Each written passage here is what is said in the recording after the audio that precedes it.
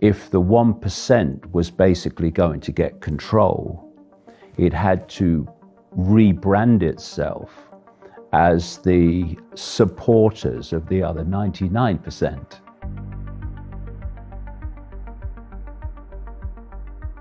They are planning to transform human society.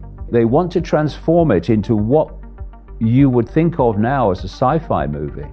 They're openly talking about it. They're talking about 2030 and at that period, a year that comes up in relation to many different things. And the idea is to connect the human brain to AI so that, and I'm summarizing here what they're openly saying, and they're openly saying it because they can't hide it anymore. You know, there comes a point where you are under the radar, but when you actually want to introduce it, you can't hide it anymore. So you have to sales pitch it.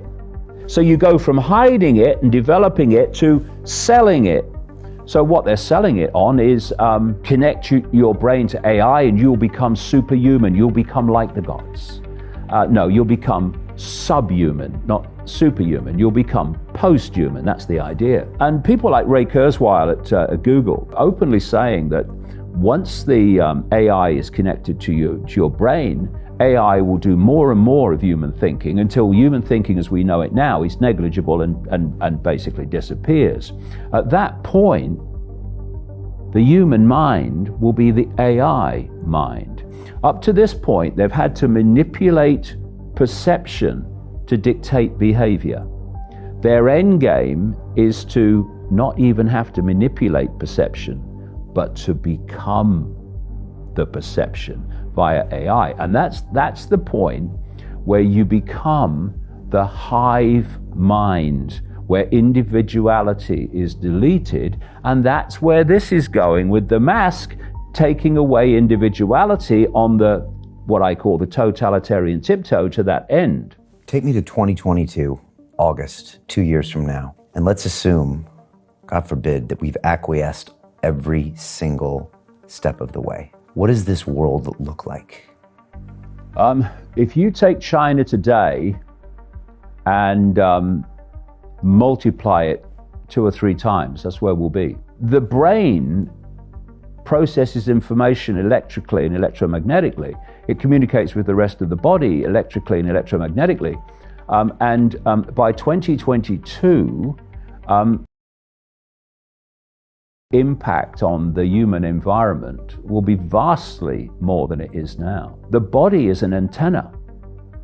It's, the whole foundation of the body is a waveform information field from which the body we see is a projection. So any electromagnetic frequencies that adversely impact on the wave electromagnetic frequency balance of the body field is going to have psychological and what we call physical effects. Got to. The brain processes information, not only electromagnetically, but within a certain frequency band. And if you can access that frequency band with externally generated frequencies, it's been well known. It's been done by governments like the Russian government, etc. Way back in the 50s, it was going on. If you can get your frequency right, you can plant thoughts and perceptions in the minds of people, which they will then experience as their own thoughts and their own decisions, but actually externally being put in.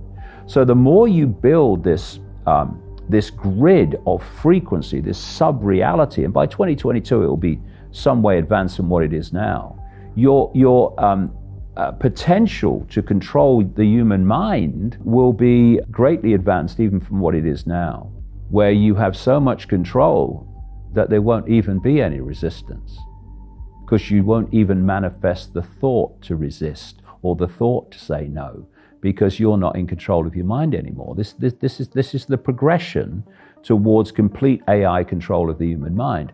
We are literally at the cusp between what remains of human freedom and the end, completely the end of human freedom, even the ability to think what you choose to think.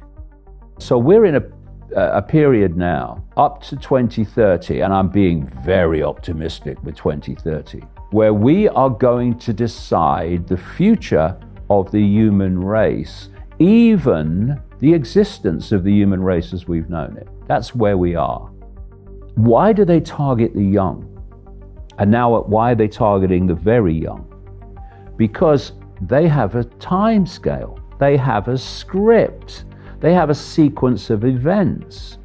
And when they want to complete this transformation in the way I've described to this completely unrecognizable sci-fi world, the young today will be in adulthood or entering adulthood. And so they need those kids today so perceptually programmed that they will submit to anything when the time comes to complete the end game.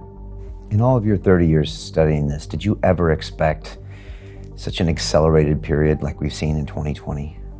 It has happened very, very quickly in 2020, but what's the outcome of it?